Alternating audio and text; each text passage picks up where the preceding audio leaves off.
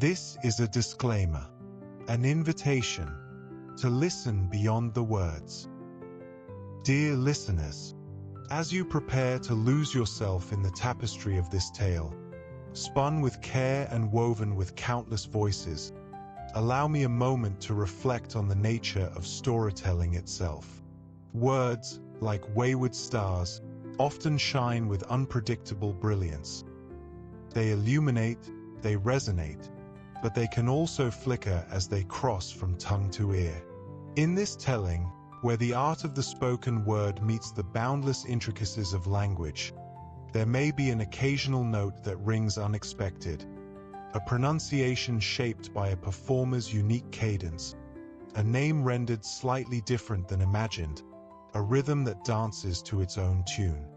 These moments are not flaws, but gentle reminders of the heart behind the performance, breathing life into the story in its own vivid way. Rather than distractions, consider them the creases in an ancient map, the character of a voice etched with the echoes of the world it seeks to bring alive. They are the marks of a tale well told, alive with the imperfections that makes human. Lean into the magic, allow the story to wash over you, and trust that, no matter the shape of each word, the soul of the journey remains unchanged. Your willingness to listen with an open heart is the truest magic of all. The Memoirs of Sherlock Holmes. The Musgrave Ritual by Sir Arthur Conan Doyle. An anomaly which often struck me in the character of my friend Sherlock Holmes was that, although in his methods of thought he was the neatest and most methodical of mankind, and although also he affected a certain quiet primness of dress, he was nonetheless in his personal habits one of the most untidy men that ever drove a fellow lodger to distraction. Not that I am in the least conventional in that respect myself. The rough-and-tumble work in Afghanistan, coming on the top of a natural bohemianism of disposition, has made me rather more lax than befits a medical man. But with me there is a limit, and when I find a man who keeps his cigars in the coal scuttle, his tobacco in the toe end of a Persian slipper, and his unanswered correspondence transfixed by a jackknife into the very center of his wooden mantelpiece, then I begin to give myself virtuous airs. I have always held, too, that pistol practice should be distinctly an open-air pastime, and when Holmes, in one of his queer humors, would sit in an armchair with his hair trigger and 100 boxer cartridges, and proceed to adorn the opposite wall with the patriotic V.R. done in bullet pox, I felt strongly that neither the atmosphere nor the appearance of our room was improved by it. Our chambers were always full of chemicals and of criminal relics which had a way of wandering into unlikely positions, and of turning up in the butter dish or in even less desirable places. But his papers were my great crux. He had a horror of destroying documents, especially those which were connected with his past cases, and yet it was only once in every year or two that he would muster energy to docket and arrange them. For, as I have mentioned somewhere in these incoherent memoirs, the outbursts of passionate energy when he performed the remarkable feats with which his name is associated were followed by reactions of lethargy during which he would lie about with his violin and his books, hardly moving save from the sofa to the table. Thus month after month his papers accumulated, until every corner of the room was stacked with bundles of manuscript which were on no account to be burned, and which could not be put away save by their owner. One winter's night, as we sat together by the fire, I ventured to suggest to him that, as he had finished pasting extracts into his commonplace book, he might employ the next 2 hours in making our room a little more habitable. He could not deny the justice of my request, so with a rather rueful face he went off to his bedroom, from which he returned presently pulling a large tin box behind him. This he placed in the middle of the floor and, squatting down upon a stool in front of it, he threw back the lid. I could see that it was already a third full of bundles of paper tied up with red tape into separate packages. "There are cases enough here, Watson," said he, looking at me with mischievous eyes. "I think that if you knew all that I had in this box, you would ask me to pull some out instead of putting others in. These are the records of your early work, then?" I asked. I have often wished that I had notes of those cases. Yes, my boy. These were all done prematurely before my biographer had come to glorify me. He lifted bundle after bundle in a tender, caressing sort of way. They are not all successes, Watson, said he.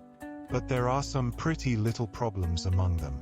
Here's the record of the Taunton murders, and the case of Vanbury, the wine merchant, and the adventure of the old Russian woman, and the singular affair of the aluminium crutch, as well as a full account of Ricoletti of the clubfoot, and his abominable wife. And here, now, this really is something a little recherché. He dived his arm down to the bottom of the chest, and brought up a small wooden box with a sliding lid, such as children's toys are kept in. From within he produced a crumpled piece of paper, an old-fashioned brass key, a peg of wood with a ball of string attached to it, and 3 rusty old discs of metal. "Well, my boy, what do you make of this lot?" he asked, smiling at my expression. "It is a curious collection, very curious, and the story that hangs round it will strike you as being more curious still. These relics have a history then. So much so that they are history. What do you mean by that?" Sherlock Holmes picked them up one by one, and laid them along the edge of the table. Then he reseated himself in his chair and looked them over with a gleam of satisfaction in his eyes. "These," said he, "are all that I have left to remind me of the adventure of the Musgrave ritual." I had heard him mention the case more than once, though I had never been able to gather the details. "I should be so glad," said I, "if you would give me an account of it, and leave the litter as it is," he cried, mischievously. "Your tidiness won't bear much strain after all, Watson. But I should be glad that you should add this case to your annals, for there are points in it which make it quite unique in the criminal records of this or, I believe, of any other country. A collection of my trifling achievements would certainly be incomplete which contained no account of this very singular business. You may remember how the affair of the Gloria Scott, and my conversation with the unhappy man whose fate I told you of, first turned my attention in the direction of the profession which has become my life's work. You see me now when my name has become known far and wide, and when I am generally recognized both by the public and by the official force as being a final court of appeal in doubtful cases. Even when you knew me first, at the time of the affair which you have commemorated in A Study in Scarlet, I had already established a considerable, though not a very lucrative, connection. You can hardly realize, then, how difficult I found it at first, and how long I had to wait before I succeeded in making any headway. When I first came up to London, I had rooms in Montague Street, just round the corner from the British Museum, and there I waited, filling in my too abundant leisure time by studying all those branches of science which might make me more efficient. Now and again cases came in my way, principally through the introduction of old fellow students. For during my last years at the university there was a good deal of talk there about myself and my methods. The third of these cases was that of the Musgrave ritual, and it is to the interest which was aroused by that singular chain of events, and the large issues which proved to be at stake, that I trace my first stride towards the position which I now hold. Reginald Musgrave had been in the same college as myself, and I had some slight acquaintance with him. He was not generally popular among the undergraduates, though it always seemed to me that what was set down as pride was really an attempt to cover extreme natural diffidence. In appearance he was a man of exceedingly aristocratic type, thin, high-nosed, and large-eyed, with languid and yet courtly manners. He was indeed a scion of one of the very oldest families in the kingdom, though his branch was a cadet one which had separated from the northern Musgraves sometime in the 16th century, and had established itself in western Sussex, where the manor house of Hurlstone is perhaps the oldest inhabited building in the county. Something of his birthplace seemed to cling to the man, and I never looked at his pale, keen face or the poise of his head without associating him with grey archways and mullioned windows and all the venerable wreckage of a feudal keep. Once or twice we drifted into talk, and I can remember that more than once he expressed a keen interest in my methods of observation and inference. For 4 years I had seen nothing of him until one morning he walked into my room in Montague Street. He had changed little, was dressed like a young man of fashion. He was always a bit of a dandy, and preserved the same quiet, suave manner which had formerly distinguished him. "How has all gone with you, Musgrave?" I asked, after we had cordially shaken hands. "You probably heard of my poor father's death," said he. "He was carried off about 2 years ago. Since then I have of course had the Hurlstone estates to manage, and as I am member for my district as well, my life has been a busy one. But I understand, Holmes, that you are turning to practical ends those powers with which you used to amaze us." "Yes," said I have taken to living by my wits." "I am delighted to hear it, for your advice at present would be exceedingly valuable to me. We have had some very strange doings at Hurlstone, and the police have been able to throw no light upon the matter.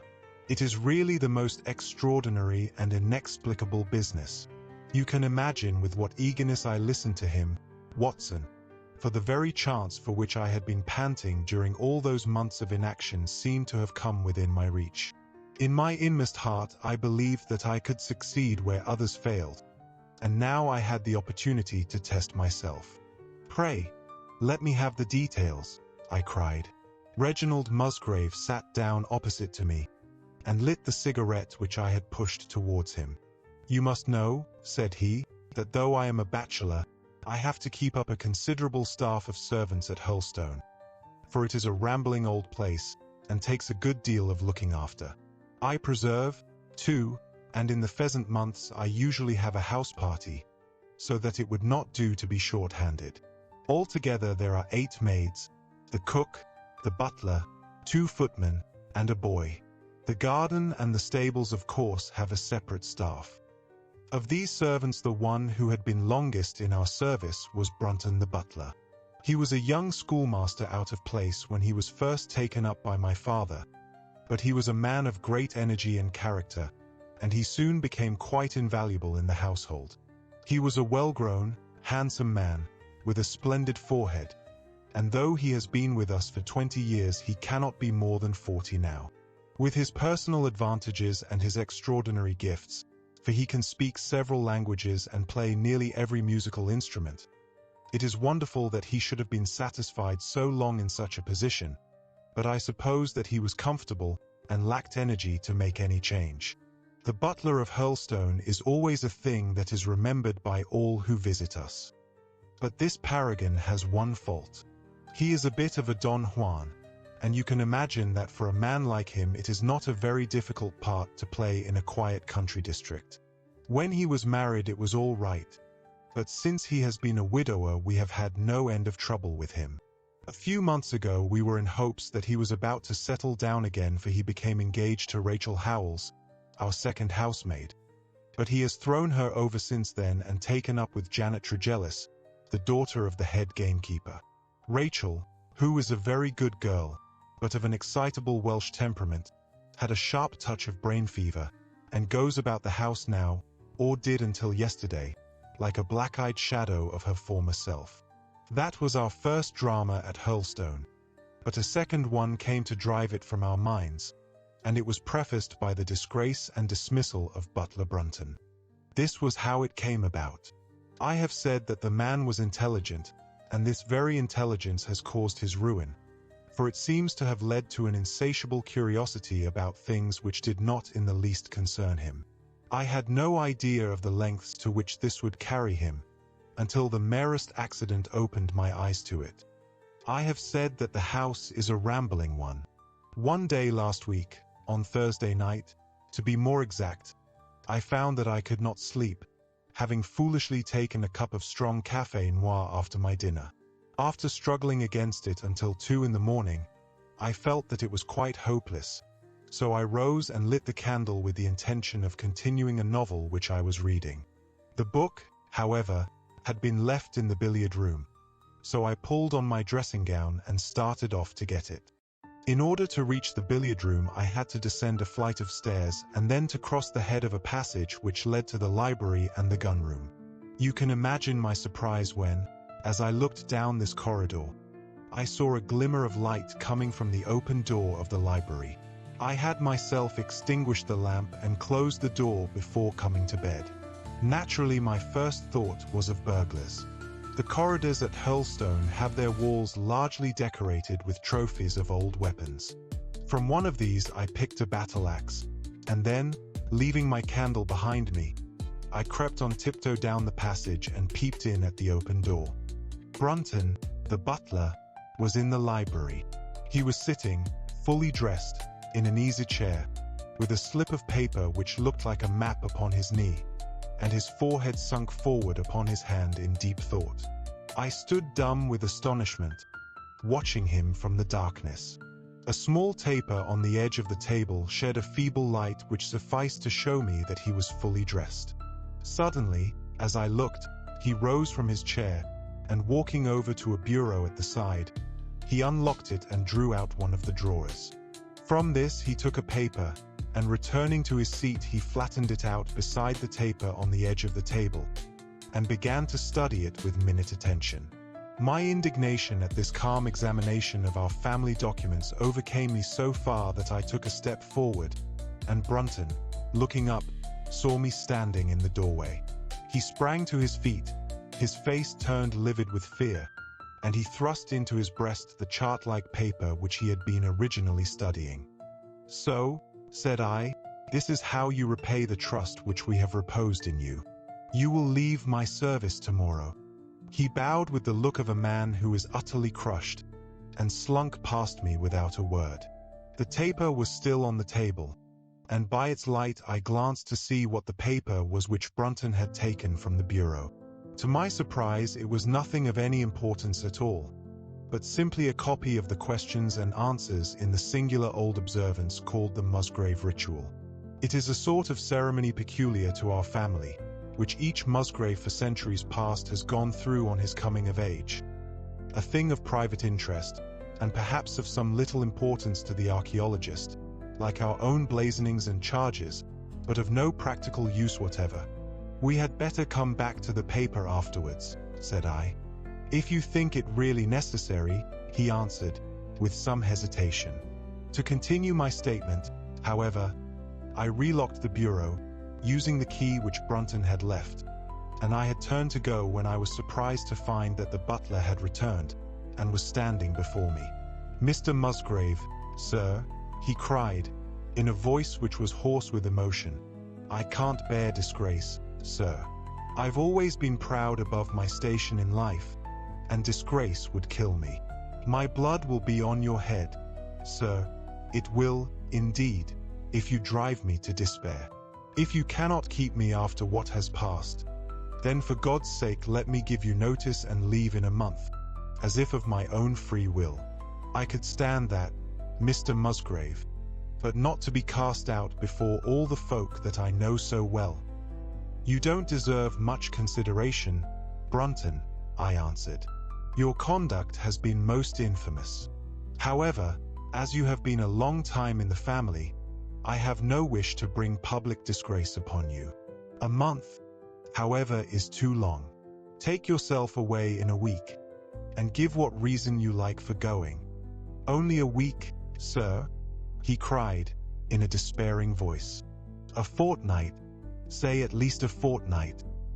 "A week," I repeated, "and you may consider yourself to have been very leniently dealt with."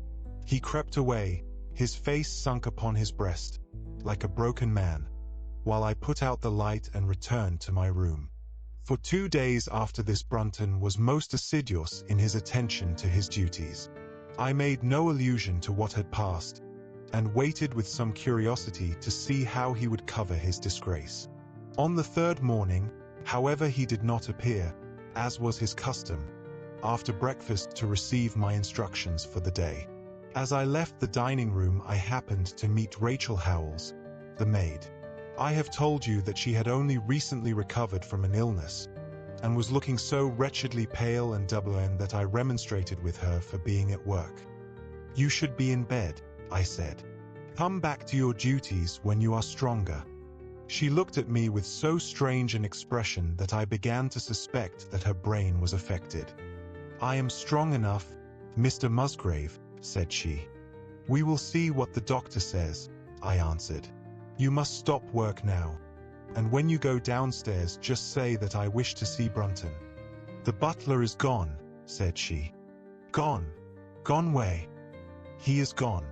No one has seen him. He is not in his room."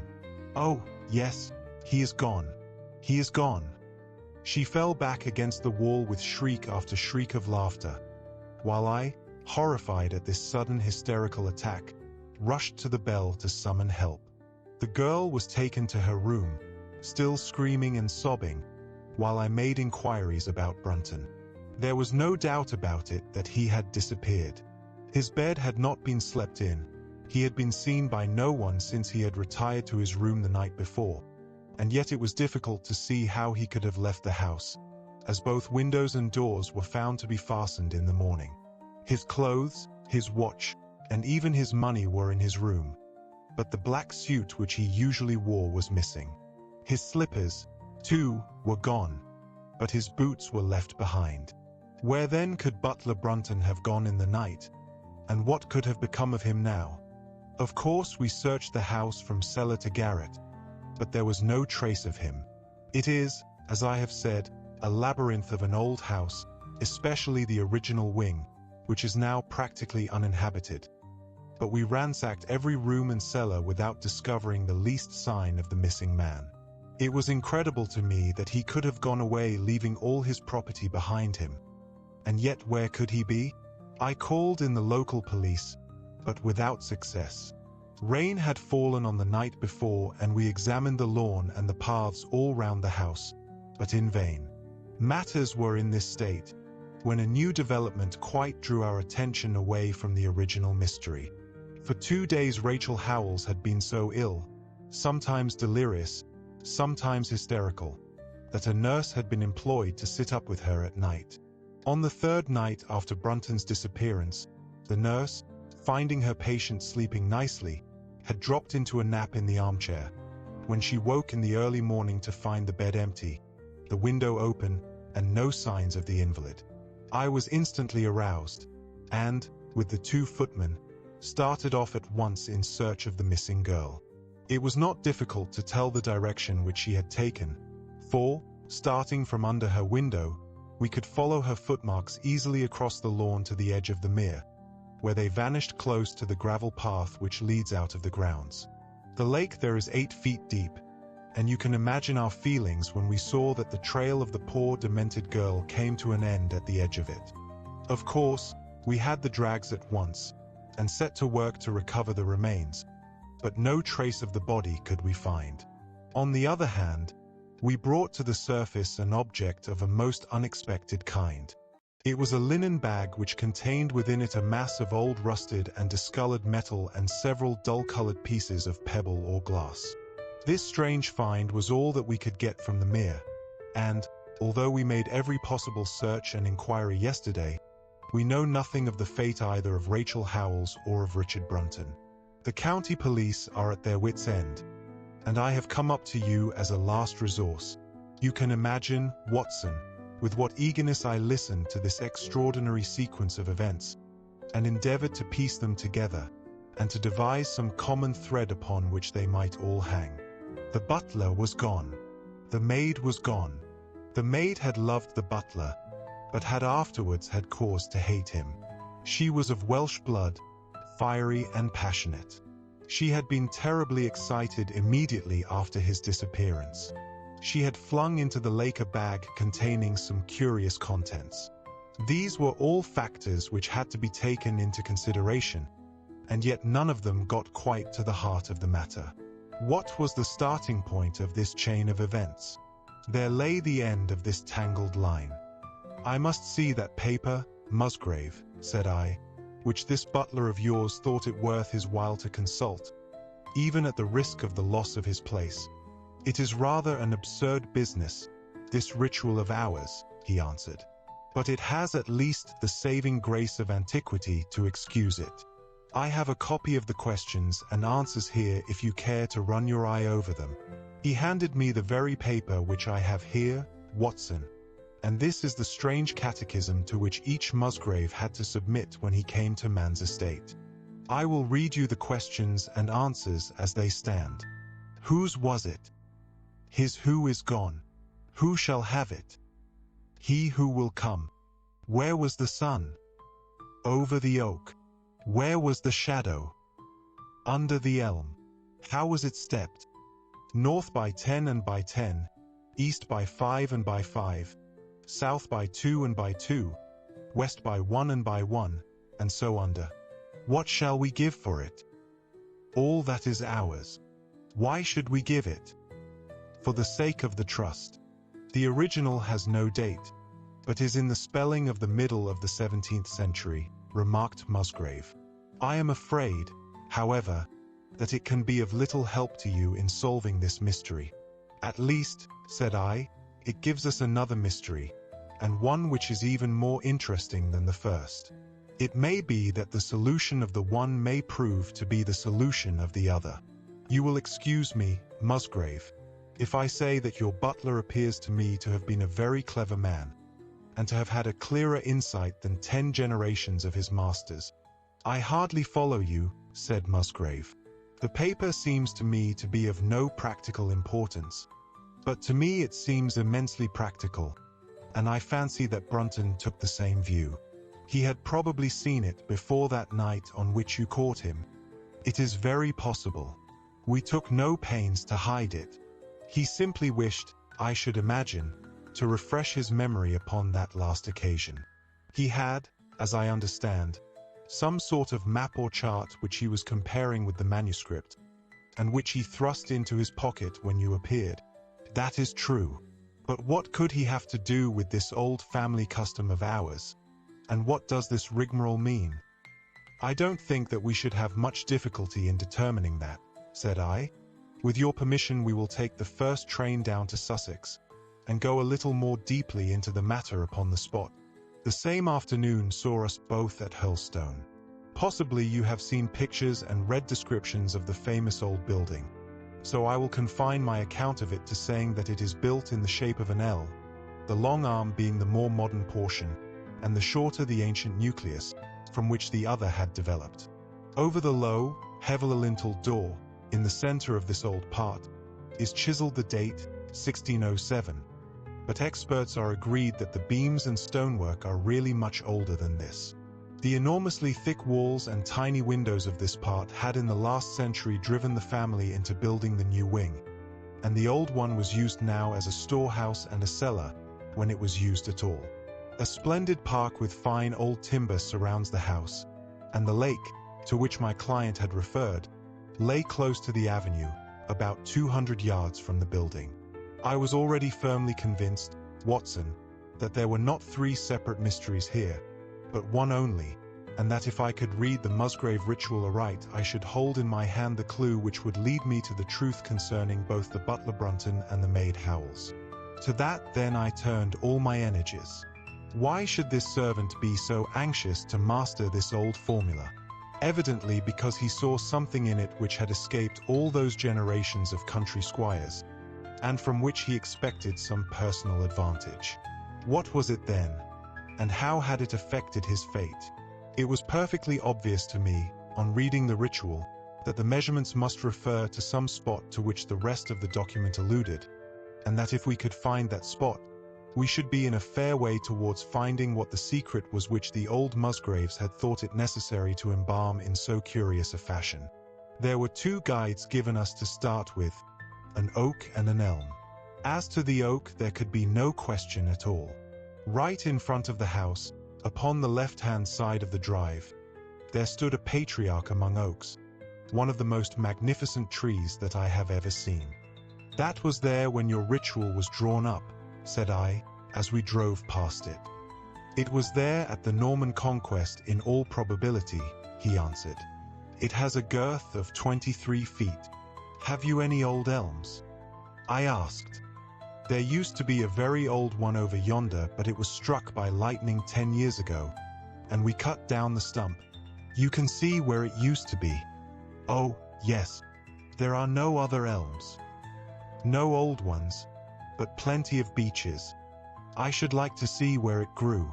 We had driven up in a dog cart, and my client led me away at once, without our entering the house, to the scar on the lawn where the elm had stood. It was nearly midway between the oak and the house.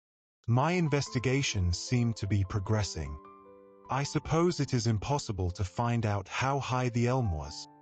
I asked. I can give you it at once. It was 64 feet. How do you come to know it? I asked, in surprise. When my old tutor used to give me an exercise in trigonometry, it always took the shape of measuring heights. When I was a lad, I worked out every tree and building in the estate. This was an unexpected piece of luck. My data were coming more quickly than I could have reasonably hoped. Tell me, I asked, did your butler ever ask you such a question? Reginald Musgrave looked at me in astonishment. Now that you call it to my mind, he answered, Brunton did ask me about the height of the tree some months ago, in connection with some little argument with the groom. This was excellent news, Watson, for it showed me that I was on the right road. I looked up at the sun. It was low in the heavens, and I calculated that in less than an hour it would lie just above the topmost branches of the old oak. One condition mentioned in the ritual would then be fulfilled, and the shadow of the elm must mean the farther end of the shadow, otherwise the trunk would have been chosen as the guide. I had, then, to find where the far end of the shadow would fall when the sun was just clear of the oak. That must have been difficult, Holmes, when the elm was no longer there. Well, at least I knew that if Brunton could do it, I could also. Besides, there was no real difficulty. I went with Musgrave to his study and whittled myself this peg, to which I tied this long string with a knot at each yard. Then I took 2 lengths of a fishing rod, which came to just 6 feet, and I went back with my client to where the elm had been. The sun was just grazing the top of the oak. I fastened the rod on end, marked out the direction of the shadow, and measured it. It was 9 feet in length. Of course, the calculation now was a simple one. If a rod of 6 feet threw a shadow of 9, a tree of 64 feet would throw one of 96, and the line of the one would of course be the line of the other. I measured out the distance, which brought me almost to the wall of the house, and I thrust a peg into the spot. You can imagine my exultation, Watson, when within 2 inches of my peg I saw a conical depression in the ground. I knew that it was the mark made by Brunton in his measurements, and that I was still upon his trail. From this starting point I proceeded to step, having first taken the cardinal points by my pocket compass. 10 steps with each foot took me along parallel with the wall of the house, and again I marked my spot with a peg. Then I carefully paced off 5 to the east and 2 to the south. It brought me to the very threshold of the old door. 2 steps to the west meant now that I was to go 2 paces down the stone-flagged passage, and this was the place indicated by the ritual. Never have I felt such a cold chill of disappointment, Watson. For a moment it seemed to me that there must be some radical mistake in my calculations. The setting sun shone full upon the passage floor, and I could see that the old, foot-worn grey stones with which it was paved were firmly cemented together, and had certainly not been moved for many a long year. Brunton had not been at work here. I tapped upon the floor, but it sounded the same all over, and there was no sign of any crack or crevice. But, fortunately, Musgrave, who had begun to appreciate the meaning of my proceedings, and who was now as excited as myself, took out his manuscript to check my calculation. "And under," he cried. "You have omitted the and under." I had thought that it meant that we were to dig, but now, of course, I saw at once that I was wrong. "There is a cellar under this then?" I cried. "Yes, and as old as the house. Down here, through this door." We went down a winding stone stair, and my companion, striking a match, lit a large lantern which stood on a barrel in the corner. In an instant it was obvious that we had at last come upon the true place, and that we had not been the only people to visit the spot recently. It had been used for the storage of wood, but the billets, which had evidently been littered over the floor, were now piled at the sides, so as to leave a clear space in the middle. In this space lay a large and heavy flagstone with a rusted iron ring in the center to which a thick shepherd's check muffler was attached. "By Jove!" cried my client. "That's Brunton's muffler. I have seen it on him, and could swear to it. What has the villain been doing here?" At my suggestion, a couple of the county police were summoned to be present, and I then endeavored to raise the stone by pulling on the cravat. I could only move it slightly, and it was with the aid of one of the constables that I succeeded at last in carrying it to one side. A black hole yawned beneath, into which we all peered, while Musgrave, kneeling at the side, pushed down the lantern. A small chamber about 7 feet deep and 4 feet square lay open to us. At one side of this was a squat, brass-bound wooden box, the lid of which was hinged upwards, with this curious old-fashioned key projecting from the lock. It was furred outside by a thick layer of dust, and damp and worms had eaten through the wood, so that a crop of livid fungi was growing on the inside of it. Several discs of metal, old coins apparently, such as I hold here, were scattered over the bottom of the box, but it contained nothing else. At the moment, however, we had no thought for the old chest, for our eyes were riveted upon that which crouched beside it. It was the figure of a man, clad in a suit of black, who squatted down upon his hams with his forehead sunk upon the edge of the box and his 2 arms thrown out on each side of it. The attitude had drawn all the stagnant blood to the face, and no man could have recognized that distorted liver-colored countenance. But his height, his dress, and his hair were all sufficient to show my client, when we had drawn the body up, that it was indeed his missing butler. He had been dead some days, but there was no wound or bruise upon his person to show how he had met his dreadful end. When his body had been carried from the cellar, we found ourselves still confronted with a problem which was almost as formidable as that with which we had started. I confess that so far, Watson, I had been disappointed in my investigation. I had reckoned upon solving the matter when once I had found the place referred to in the ritual. But now I was there, and was apparently as far as ever from knowing what it was which the family had concealed with such elaborate precautions. It is true that I had thrown a light upon the fate of Brunton, but now I had to ascertain how that fate had come upon him, and what part had been played in the matter by the woman who had disappeared. I sat down upon a keg in the corner and thought the whole matter carefully over. You know my methods in such cases, Watson. I put myself in the man's place and, having first gauged his intelligence, I try to imagine how I should myself have proceeded under the same circumstances. In this case, the matter was simplified by Brunton's intelligence being quite first-rate, so that it was unnecessary to make any allowance for the personal equation, as the astronomers have dubbed it. He knew that something valuable was concealed. He had spotted the place. He found that the stone which covered it was just too heavy for a man to move unaided. What would he do next? He could not get help from outside, even if he had someone whom he could trust, without the unbarring of doors and considerable risk of detection.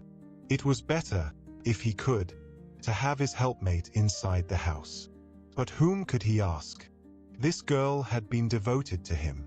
A man always finds it hard to realize that he may have finally lost a woman's love, however badly he may have treated her.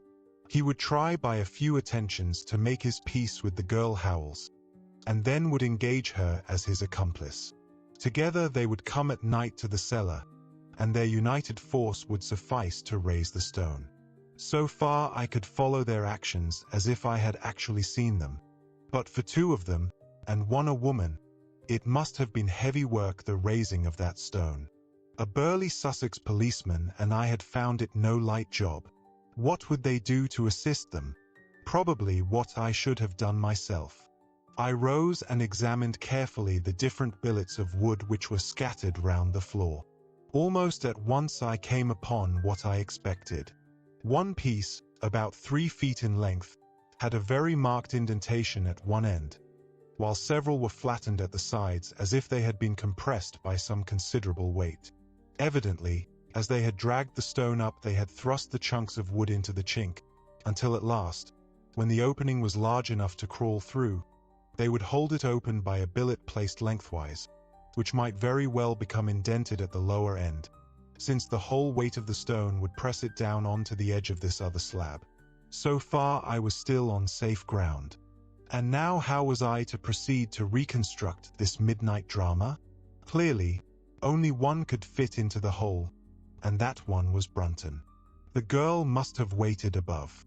Brunton then unlocked the box, handed up the contents presumably, since they were not to be found, and then what happened? What smoldering fire of vengeance had suddenly sprung into flame in this passionate Celtic woman's soul when she saw the man who had wronged her, perhaps, far more than we suspected, in her power? Was it a chance that the wood had slipped, and that the stone had shut Brunton into what had become his sepulchre? Had she only been guilty of silence as to his fate? Or had some sudden blow from her hand dashed the support away and sent the slab crashing down into its place?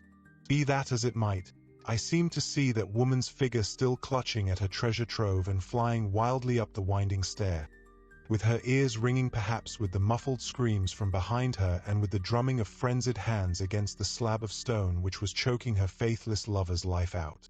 Here was the secret of her blanched face, her shaken nerves, her peals of hysterical laughter on the next morning. But what had been in the box? What had she done with that? Of course, it must have been the old metal and pebbles which my client had dragged from the mere. She had thrown them in there at the first opportunity to remove the last trace of her crime. For 20 minutes I had sat motionless, thinking the matter out. Musgrave still stood with a very pale face, swinging his lantern and peering down into the hole. "These are coins of Charles I," said he, holding out the few which had been in the box. "You see, we were right in fixing our date for the ritual. We may find something else of Charles I," I cried, as the probable meaning of the first two questions of the ritual broke suddenly upon me. "Let me see the contents of the bag which you fished from the mere."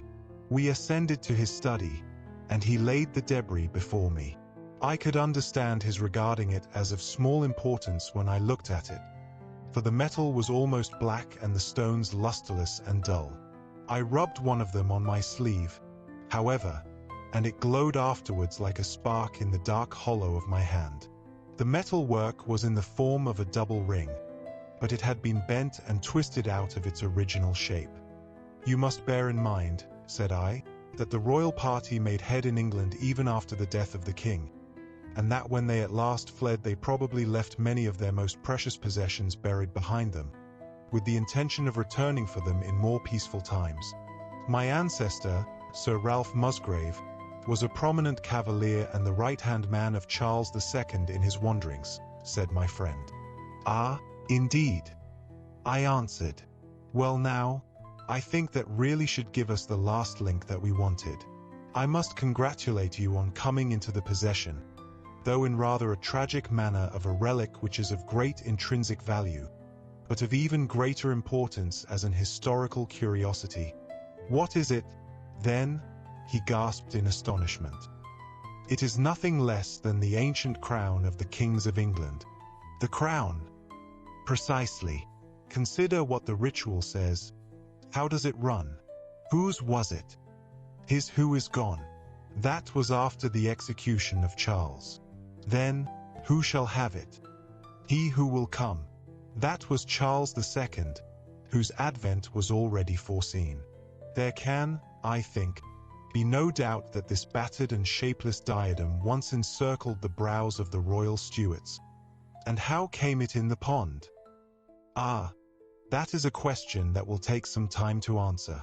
And with that I sketched out to him the whole long chain of surmise and of proof which I had constructed. The twilight had closed in and the moon was shining brightly in the sky before my narrative was finished. "And how was it then that Charles did not get his crown when he returned?" asked Musgrave, pushing back the relic into its linen bag. "Ah, there you lay your finger upon the one point which we shall probably never be able to clear up. It is likely that the Musgrave who held the secret died in the interval, and by some oversight left this guide to his descendant without explaining the meaning.